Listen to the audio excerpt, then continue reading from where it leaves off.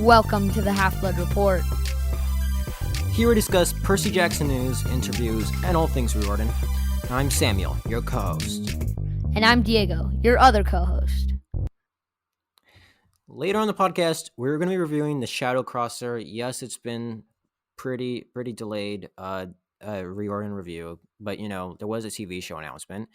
But first, Diego, what were you doing Riordan related this week? Riordan related this week, I was actually rereading the Trials of Apollo. I read The Hidden Oracle on Monday. I read the Dark Prophecy on Tuesday. I read the Burning Maze on Thursday, and I read the Tyrant's Tomb on Friday. Yeah, I mean that is good to be rereading the Trials of Apollo. That's something I gotta make myself do. But October 6th is really just around the corner. It is. It really is, and that's I don't scary, know. Diego. I don't like it either. I mean, that's like what 2-3 weeks away. I don't. While we're talking about dates, it is important we kind of address the elephant not the elephant, like the. Can we say like me? Well, me, I was just like I didn't want to say elephant because I think that's too big. It's more like the goat in the room. I think that's fair to say. It's more like the satyr in the room, or a fawn. Well, I don't think I don't think we even need to make it mythological. I think it just needs to be like some sort of animal that's like smaller than an elephant in relation to how big people might be thinking about this. What about a chimera? Well, chimera is pretty big depending on what versions you hear. Yeah. A chupacabra, those are small. I mean, but is a chupacabra too small? I mean, unless it's like a fully grown chupacabra, then those are like the size of a horse. Not like a Bruto-sized chupacabra, more like a teenage chupacabra. A teenage chupacabra. Well, okay, teenage chupacabra. So we gotta acknowledge the Diego aged chupacabra in the room, and it is that we did not. This is probably gonna release like on a Wednesday or a Thursday, and that is because Diego went camping this week, and I did go camping. I was camping. That was very not good. Oh, I was gonna say I hope you had fun, but it doesn't. No. The camping was good. Just it wasn't good for the podcast. Yeah, exactly. It wasn't good for releasing content. Yeah, I was going to record something by myself, but it wasn't going to be a good episode because I don't like doing important stuff without Diego. Such as, Riordan reviews, news updates. I like to do sort of like, so I don't know what I was going to do. I might have done like a mini mailbag. I might have done sort of like just talked about like jokes we've cut out from previous episodes. I don't know. It wasn't going to be, it wasn't going to be the most like, hard-hitting news content. So I'm glad that we're doing, a Riordan review now. But the reason I didn't end up doing that is because like I was going to record it and edit it all on Sunday, but then Diego messaged me on Sunday like, "Hey, I'm going to be back. We can record." Yeah, but I got cell phone service. There's along the hike because it was not car camping; it was backpacking. So I had to lug a bunch of stuff around. And like along on some point on the hike, I don't think I was carrying anything. I was kind of just walking back. And I kind of accepted the fact that my phone didn't work, right? And then I'm like walking by these two trees, and suddenly my phone like starts blowing up. It just goes like ding ding ding ding ding ding ding ding ding, and I'm like, oh my god, it's service. I'm saved. So I stopped there for a second and I texted Samuel. And I was like, Samuel, don't record. So I thought we were gonna end up recording on Saturday. Because Diego was like 7:30, but I forgot about time difference, so that was 9:30 for me, and it was like the night before the first week of school. Not really the first week of school, because last week I had like 3 days of orientation, but essentially the first day of school. And it was also the first day of school for me, so I'm not sure. The real first day, because you didn't even have orientation last week. Mine was the real first day. Hey everybody. This is editing Samuel, and I thought this would be a good place to pop in. And I just want to say I am really, really sorry that this episode came out a whole week late. I know I said on social media, and just now as we were recording, that it would probably come out sometime in the middle of the week. But I underestimated how much time I'd have to edit on the first week of school because the teachers decided to assign a lot of homework. And we'll talk more about this in the next episode, this week's actual episode, not the one that got carried over from last week, because we will be releasing 2 episodes this week, including this one. So I'm just really, really sorry about that. And Diego is pretty mad at me. So no, don't worry. But I think some pretty cool stuff will be coming out this week, and I'm really glad that, I'm just really glad that all of you continue to listen. So thanks, and without further ado, back to the episode. Something that I was doing reorder related this week is I was continuing to read The Son of Neptune to my sister. I don't think I really need to do another update on The Son of Neptune. I've been doing this we need an update. Well, we need another update. I mean, I've been doing like a lot of updates. I can just say that we've been reading it. I don't think I need to do an update every time. Do we need There are an no update? cool, interesting theories. No cool theories. I mean, personally, I was just interested because I forgot that Octavian calls Percy a spy, and that's some but also there's like some great foreshadowing in the Son of Neptune, like foreshadowing to like when Gwen gets stabbed in the back. Let me get the books actually so I can read the specific line, because I think I had totally forgotten that was a thing, and it blew my mind when I was reading it. Okay, so this is when they're talking about like why they're actually doing the war games in Son of Neptune. And so Percy's so why are we practicing this anyway? Percy asked. Do you guys spend a lot of time laying siege to fortified cities? Teamwork, Hazel said. Quick thinking, tactics, battle skills. You'd be surprised what you can learn in the war games. Like who will stab you in the back, Frank said. Especially that, Hazel agreed. So I think when they do that, they're kind of talking about how the characters in universe are talking about how the fourth and third cohorts, which are supposed to help the fifth cohort attack the base, really are just, they always just kind of lay back and let the fifth cohort get destroyed and then move into attack, even though they're supposed to be allies. So that's what Frank and Hazel are talking about, like who will stab you in the back. But then, it's obviously Rick Riordan's genius foreshadowing as to, the fact that Gwen gets stabbed in the back by Octavian, right? Yeah, yeah. I hadn't noticed that either, but I mean, Rick is the master foreshadower. I think in the Sea of Monsters, the business partners are mentioned, and they don't come up again till the Triumvirate Holdings. Oh, well, yeah, for sure. I mean, I just think, I don't know if that was necessarily planned. I don't know. I mean, it's not the best foreshadowing I've ever seen. It's not the best foreshadowing from Rick Riordan, but I think it's just something cute. I think it's fun. I think Rick Riordan laughed when he wrote it in, and I was just definitely like, "Oh, that's brilliant." When I read that, so I wanted to share that. Yeah, that's something that I did Yeah. reorder related this week. So yeah, that is what we did reorder related. Samuel, you want to jump into the Demigod news? Yes. Let's go into the Demigod news. So, First up on the Demigod news is the timeline of Trials of Apollo based on foods. And now this one takes a little bit of deciphering to figure out. But I have the timeline pulled up right here. It was posted on Instagram and Twitter, but not actually on the website. So I'm not sure what's up with that. Usually these kind of things are posted on the website and then have some sort of explanation. But this wasn't up there, so I was kind of well, confused. yeah, there's Um, there's no answer key, so that's like it's like you have to that's read all not the good for books. Diego. I mean, I know we're Diego supposed to likes read, answer keys.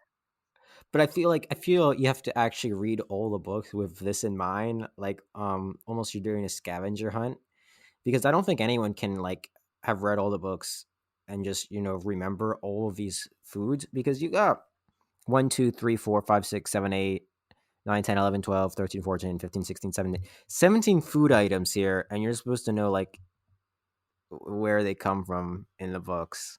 I mean, they tell you in No, timeline I order, so you can kind of estimate this might be from that book. I think you can actually tell, because they kind of order it, like they definitely separate it with like a little bit, so yeah, you can yeah, tell like what book they're from. yeah.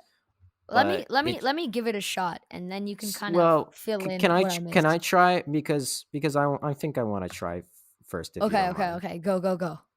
Okay, so the first one we got rotten apple. That's because I think it's Meg who like throws rotten apples at the thugs who are beating up Lester.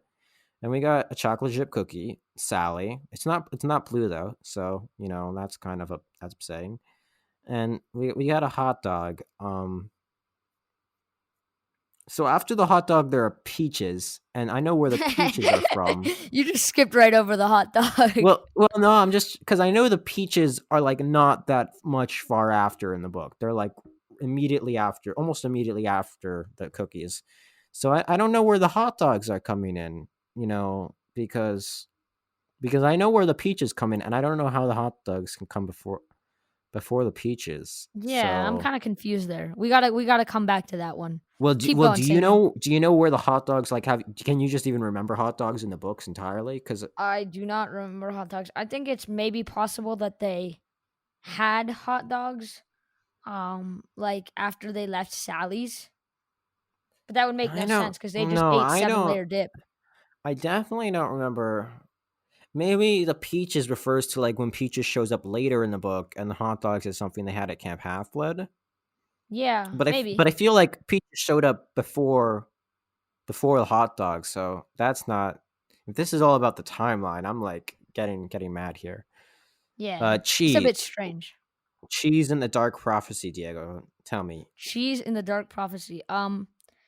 Doesn't don't isn't that like the big cheese rind that Leo brings in from the what's it called, the way station, because they make cheese Uh, there, remember, Yeah, I'd the believe yellow it. cheese.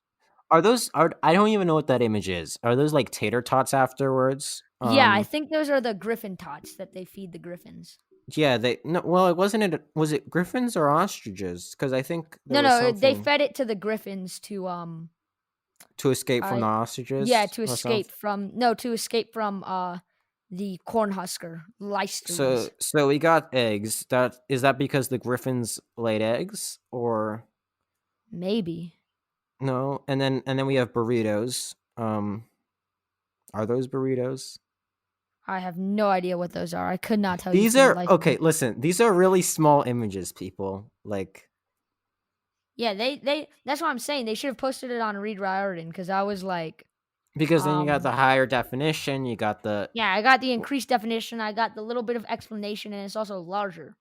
okay. So strawberries in the burning maze. That's That's pretty there are easy. strawberry fields in the greenhouse or whatever. I don't No, know. no, no, no, no. The strawberries in the burning maze are from when they throw them, and Grover and Meg they play music, and Meg uses her Demeter powers to make them grow to push away the Strixes.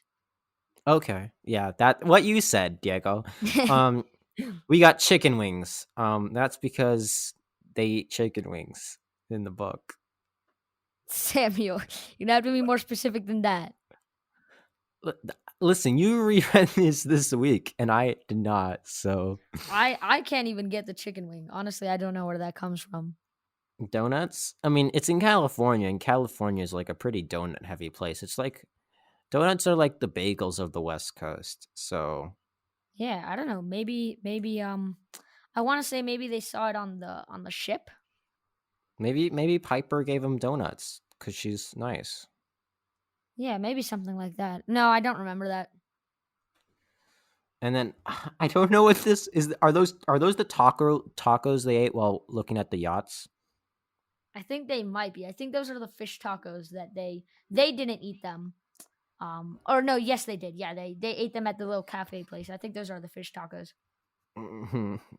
Jason's last meal cries.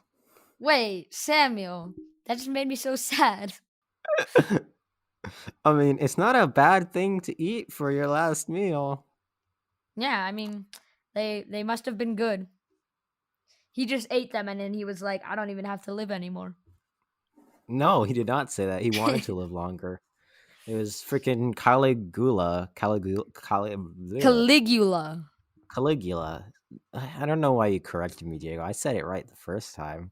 Um, so the Swedish fish, Meg eats Swedish fish. I know On the that. plane. Yeah, coffee. Because She they and I quote, single-handedly brings the Swedish fish ecosystem to the brink of disaster. well, yeah, but the coffee is because they start living in a coffee shop, and then Meg gets super hyperactive. Um, are those grilled cheese sandwiches? Those are grilled cheese sandwiches, and I believe it was either Lavinia or Hazel that had them on the rooftop overlooking the garden of Bacchus while they were preparing for their quest. Really? I thought they ate like tuna sandwiches or something. I imagined Nope. that isn't wouldn't the grilled cheese be like for Tyson? Or no, because he No. likes peanut butter and jelly. Yeah. No, they had the grilled cheese because Lavinia wanted to take them to her like thinking spot, I which was remember the right thinking above the spot. gardens of I Bacchus. do remember the scene on the thinking spot. That was just everyone being really sad, and so that was not. I remember that scene clearly because they were all just like, it was like my boyfriend wants to kill herself, and Lavinia's like, I Yeah, want to go on this exactly. And it was quest, like, and yeah. Meg is But like, they well, ate I grilled don't, cheese, and then and one of then the Meg is like, eagles I stole want the a grilled cheese. unicorn. Okay, we're almost done. We're almost like at an A or whatever. Are those? I always forget the name. Are fish sticks? Cheese sticks? I think they're Sticks? mozzarella sticks, and honestly, I could not tell you where those come from. I feel like that would be something that would Rick Riordan would write into a book where they throw those at an enemy. Um, Yeah, maybe. but lastly, Where would those be though? I'm Because I'm disappointed that we don't have bubble gum here for. yeah, that was like the bubble gum and bacon. Apollo literally says he's gonna write like an ode to bacon, and it doesn't even appear on his earthly timeline. Well, I think the let's hot finish dog this should be up. replaced with bacon. Well, Diego, can we just end this? Where are the jelly beans? The jelly beans are given to Raina's dogs, by Meg. There's a giant kind of jar of jelly beans, Oh and Meg kind of yes, feeds them to the dogs. that's correct. So we got 100%. I don't know what you're Oh, talking about if we a say we hundred did not. percent, except for those ones that we didn't get, Yeah, but practically 100. because that's the kind of expertise you got on the Half Blood Report, really. Exactly. No, it is 100%. I if somebody knows what these are, please like just feel free to send us an email. Like we're not gonna be rude. We're not gonna judge your email or anything. Send us an Why would we email or judge like someone for being smarter than us, Diego? yeah, exactly. Yeah, I don't know. Some people maybe don't want to send us emails, but send us emails, tweet at us. If you don't have a Twitter, create a Twitter, tweet at us, tell Well, you us don't what's have up. to create a Twitter. You can email Yeah, you don't us. have to. You don't have to. But like, You can just leave us like a 5-star Apple review and be like, yeah, you messed exactly. up Yes, that would be perfect. Actually, because you we only pay attention to our 5-star Apple reviews. No, exactly. I'm kidding. Little. We appreciate all reviews. We will read them if you give us whatever. I mean, we prefer when you give us 5 stars, and that's the price to pay if you want us to sing you happy birthday. Exactly. 5 stars and you get happy birthday. Yeah, our own special happy birthday song we created just for this podcast. Yeah. Just so that we wouldn't get sued over copyright. Yeah, just Like the Half Blood Report, the most successful podcast in the world, suddenly lost all of their money after being sued repeatedly for using the happy birthday song. I mean, I think we actually say Percy Jackson's name in the happy birthday song we created, so still not like the most Yeah, Disney's gonna come and get us. it's I still not swear. the most lawsuit free song, but we're not selling it, so Exactly. For all you know, it could be spelled I mean, Percy we with an S. I mean, the price is like to give us a 5-star Apple review, but we're not selling it. It's just the price. Exactly. It's just like a kind of mutual understanding. Disney can't sue us for that, right? Yeah, you right? only say right. Um, Anyways, I think we should move on. So the second thing we have on our Demigod news is actually also from Reed Riordan, but this time it does come with an article, and it is a bunch of quotes from the Arrow of Dodona. And they got a cool little illustration here, except that's not what the Arrow of Dodona is supposed to look like. well, who's to say, Diego? This is the official art, It's the and official art, but I just want to say that in the book, it pops out and it is a direct branch from the Grove of Dodona. And Apollo mentions multiple times that it is like kind of like wavy and crooked. So what I was kind of imagining is it probably doesn't have any fletchlings on the end because it's just kind of like a tree arrow. And it's probably a lot more but like Diego, warped. you have to think about how Diego. You gotta think about Apollo confuses his other arrows with it, so it has to look something like his other arrows. Um, I mean, Yeah. as for it being crooked, you can see that it's it definitely has like a curve. Um, Yeah, if you but it look at the doesn't arrow. look Grove of Dodona-y. Well, I'll give you that, but you also you gotta account for um what artistic interpretations, artistic adaptations. There was definitely a better word that has artistic in it that Yeah, I just forgot. it was artistic license. Yeah, artistic license, Diego. See, I'm so I smart. said that. You can't use my own words against me. That's not fair. Um, yeah. So I like this article because it actually like gives something from each book. And the quotes are pretty funny because the Arrow of the Donna just in general is funny. So it gives kind of like the kind of like one of the prophetic moments that the arrow has, and then it has like a little funny quote. So I really like it. I think it's like one of the really good articles that Reed Riordan puts out just because it's like pretty thorough and it's not like a little blurb to go with character art as it usually is. It's like a whole paragraph, right? Yeah, I mean, I think that this if you read this article in a certain light, I think it definitely hints that um this is the last we're getting of the Arrow of Dodona. Um, I think that like I know because the Charles Apollo's ending, so it's not like Rick's gonna write like an Arrow of Dodona spinoff. So I'm just, That'd be amazing though. I mean, I'm just saying like I feel like something major is gonna happen to the Arrow of Dodona in the book. Um, Whoa, wait. Crazy theory time. 1 second. Just 1 second. What if Apollo shoots the arrow of Dodona into Python's heart or eye or mouth, and that's what finally kills it? A prophetic missile killing what is taking up the prophetic cave. that's an interesting thought, Diego. I I don't think it's a like the worst theory.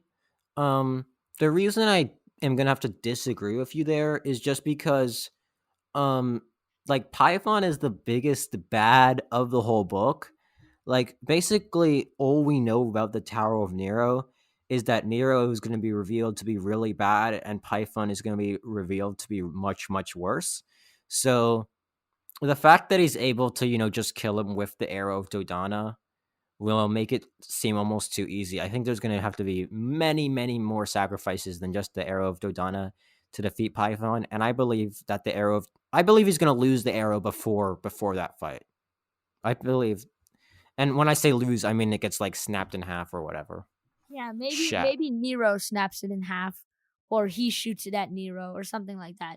But I definitely feel like the arrow of Dodona is gonna serve its true purpose, even though it's not its intended purpose. Or even maybe it's something, maybe, I don't know, maybe it breaks in battle and it gives him one last prophecy. Or maybe, like, yeah, whatever happens. I'm just saying, I'm not going to make too many predictions because if I get one right, then, like, then if it's like, I made 20 predictions, of course one came right. Cough, cough, Diego of the Paola Santiago. What do you mean? I mean, of course, like you made like 20 predictions and like 16 of them came right. That's an exaggeration, but It was more like 8 and 6 of them came right. Yeah, it was like that, but I'm just. I was actually pretty accurate. Mm-hmm. Yeah, I'll give you that, but I'm just saying. I think it'll probably break in battle. A villain snaps it. He needs to like break it for it to tell him something. It's gonna break where he's gonna lose it. That's what I believe. And I think that article implies it when you look at stuff like, uh, it's kind of a look back article. And it kind of reminds me of when Reed Riordan, when they released an article about Frank's burning stick, kind of talking about how some of the like, basically Frank's bucket list before his stick burns up, and they're like, let's hope that stick doesn't like burn bright in the tyrant's tomb. And of course, the stick burned, and Frank didn't die. Well, spoiler alert. But Frank he didn't die. maybe he did die. Maybe I'm lying, but the stick Yeah, did burn up. maybe we're lying to you.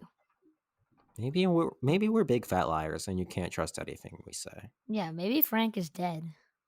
Maybe Well, you're maybe dead. maybe we're dead. Maybe anything is dead. Maybe this is from the past and we're just so good at predicting that you think this is the present.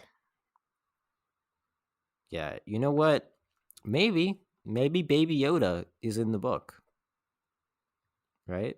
Maybe. Because if you think about it, like Disney, Has the like October, license. yeah, and like the trailer came out, which was freaking awesome, and it got me so pumped because I think you all know how much I love Star Wars, but so like think about it. Okay, so Mandalorian coming out October 30th. If Disney wants to do some sort of backdoor promotion for the Mandalorian, they can do some cross promoting where Baby Oh my Yoda god. shows up in the Tower of Nero, like their other main license. Because if you think about it, like we all know Disney's two main licenses is like Rick Riordan and Star Wars, right? That's pretty Those are much the it. yeah. I Pixar, don't. what's that? Never heard of it. Well, I've never heard of the MCU. I don't Marvel? know. Nope. Well, I don't know if Mickey Mouse is cool with the kids anymore. So Yeah, no, I think he's out of fashion now. well, yeah. So it really is. If you think about it, Disney their main two properties are Percy Jackson and Star Wars, so they could do some promoting for the Star Wars Yeah, Mandalorian, which we all know is going to need a lot of promoting. Because not exactly. that because it's really only us who are excited right now. But once they put Yeah, Baby Yoda nobody in the else is tower, excited. Everybody's yeah, just once kind of they like, huh? Once they put Baby Yoda in the Tower of Nero, everyone's going to be And excited everybody's gonna do it. for the There's gonna be Mandalorian like, season 2. it's gonna be crazy, Samuel. 8.9 million people are gonna probably read the Tower of Nero, and they're probably gonna see the fact that Baby Yoda's in it, and they're gonna be like, "Oh my god, now I'm gonna have to go watch the trailer." But yeah, we saw the Mandalorian trailer, and I mean, we're pretty excited. Um, I'm looking forward to the aliens, cause aliens. Yeah, I mean, I'm I don't know what I'm looking forward to most. I just Baby I, Yoda. well, Baby Yoda is cute, but I'm there for the story, not the Baby Yoda. Sorry, Baby Yoda Yeah. stands. I mean, he is like part of the story, but I'm more interested in how Baby Yoda is going to get back to the other Yodas than um you know Baby Yoda himself. Yeah. I don't know. I think Baby Yoda's got nothing on Peaches. You think that? I mean, Yeah.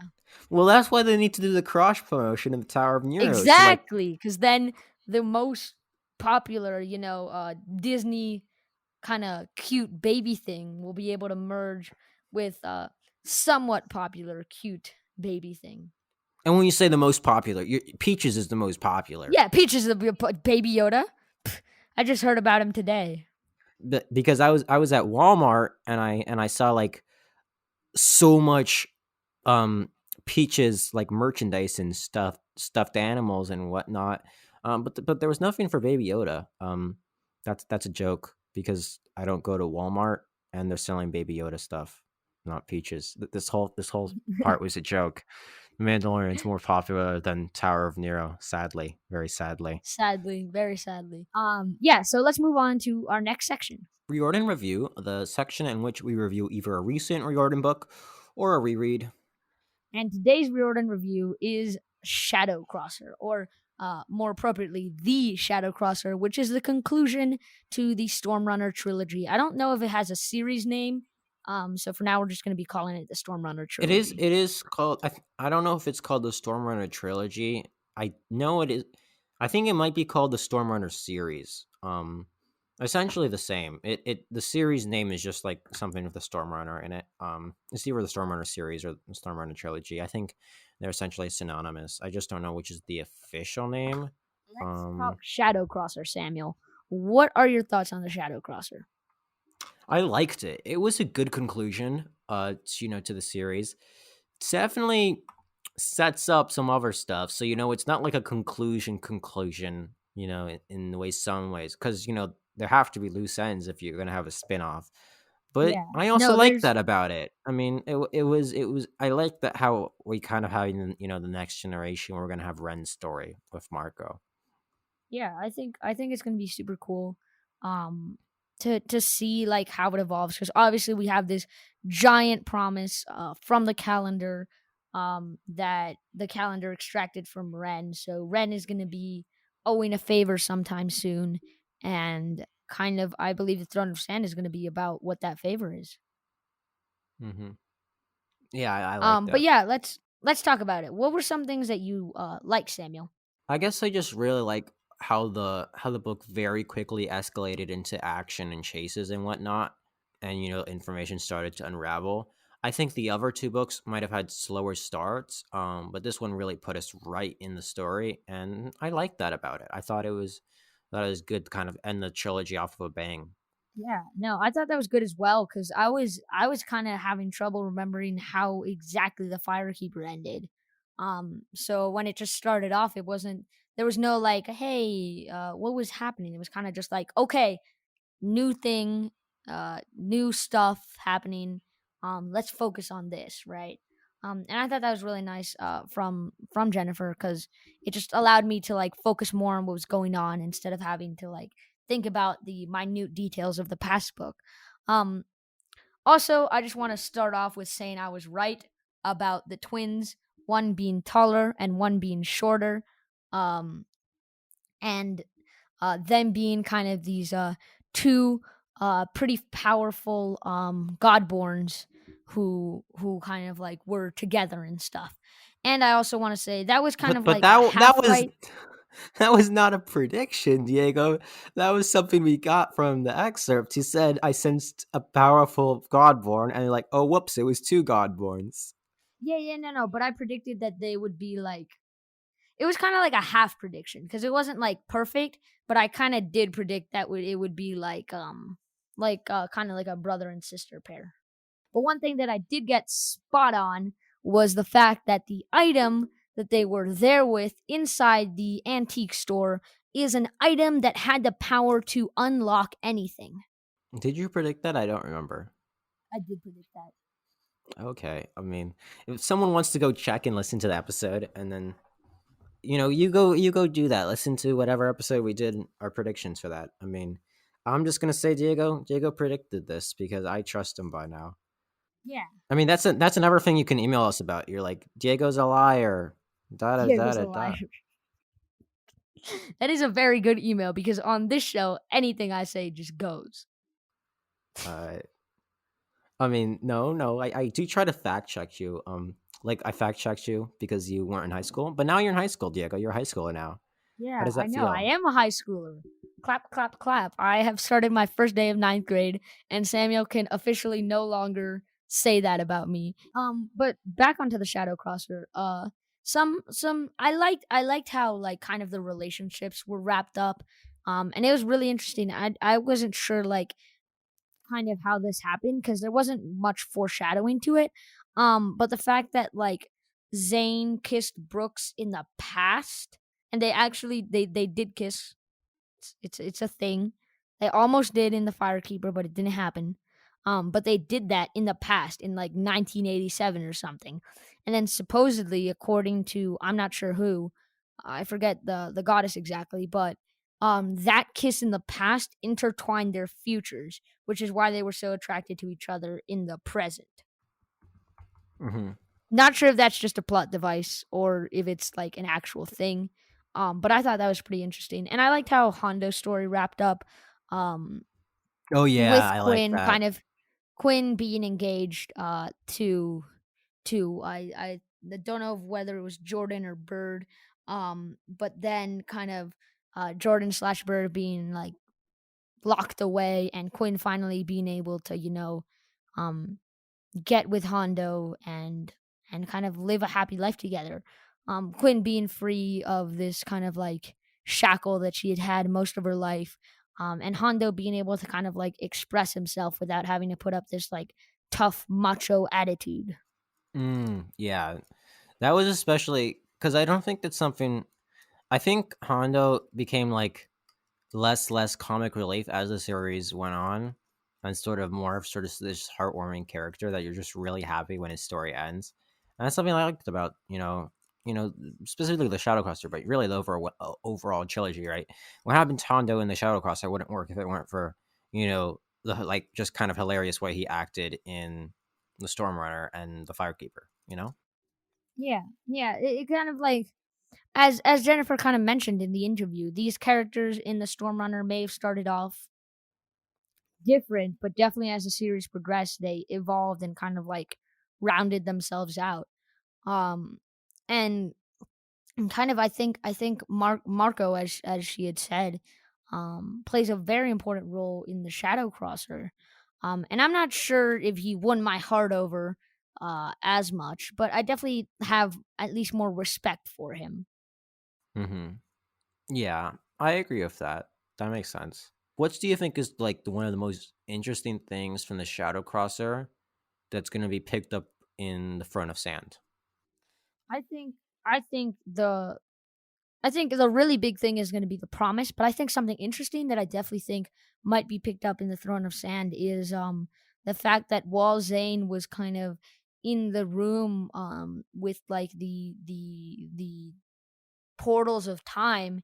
He accidentally like moved his hand, and his like fate ribbon got a knot in it. So like the fate ribbon is kind of like this very like it's kind of like the end of a quilt or a rug, where there's like all these like stray lines. That's kind of how I imagine it. And when he passed his hand through it, one of those lines got like knotted together. So I think that's definitely going to come up, and it's a drastic change in his fate. We don't know if it's for What the if good what or for if the it's just bad. like what if it's like a time jump and then we find out like that in between books Zane died. Dun dun dun.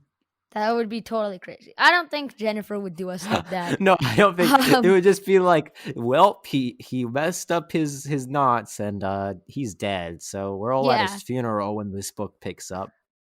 exactly. But yeah, no, I think I'm gonna make one prediction for the Throne of Sand. And I think my prediction is gonna be that Ren in some way ends up being like an agent of the time calendar. Like I think the kind of whole plot is gonna be like the calendar is gonna ask for his favor, and his favor is gonna be something that he can't do, or he or she, like the spirit of the calendar, can't do, because they are in such a like hidden location, right? Um, and they're just like in a place that they can't do things, kind of like how in the Percy Jackson and Heroes of Olympus and Trials of Apollo series, the gods can't do certain things and have to send out demigods. So I Mm-hmm. think Ren is gonna kind of be like that. She's kind of gonna be like the envoy or messenger for the calendar, who's gonna kind of like carry out this mission that the book is based around. Yeah, that makes sense. I think that would be cool. Um, yeah, I am Yeah, wondering and how that book is just gonna pick off. Is to like pick up like is there gonna be a time jump? Is it just gonna be how big of a time jump? Uh, Yeah, we're gonna get like a 5 years thing. Like Hondo and Quinn are married, have children. But is it also just gonna be like we jump in, they're in the middle of some sort of mission, like the Shadow Crosser picked up, or is it going to be more of sort of like a slow start, like say the Storm Runner? How that kind of we. I know it obviously can't be the Storm Runner because we already know the world. Like Ren's not gonna have to find out about the Mayan gods, but you know what I mean. How it's gonna be sort of Yeah, more no, like I definitely think it's gonna be you super have to interesting. you're living your day to Yeah, day life, but you got to go on a quest. Because sometimes when we look at like sort of Rick Riordan and Rick Riordan Presents books, they sometimes start off as like you're doing your day to day life, but now you have to go on a quest, or it'll be like, yeah, so I'm on this quest, and basically what happens is, and right, you know what I mean, how they can be like one of yeah, those yeah, two, yeah. It kind of kind it of kind of kind of like the difference between like say Sea of Monsters or the Titan's Curse. yeah. Mm. Where in the Titan's Curse, um, it's kind of like they start in the middle of trying to find Nico and Bianca, versus in the Sea of Monsters, it's more like there's a whole build up of getting to Camp Half Blood, like the annual tradition of making it there alive. Yeah, and you can apply that basically the same thing to the Firekeeper and the Shadow Crosser. I'm just trying to make an example for some reason to just get my point across. Yeah, no, definitely. I'm excited for the Front of Sand. This book definitely.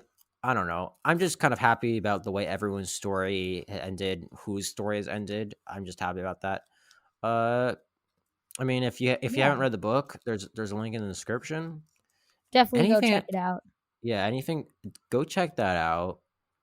Diego, is there anything else that you want to say? No, I don't think there is. I just think it was a is a very good, well written conclusion. But I think that's it for this episode.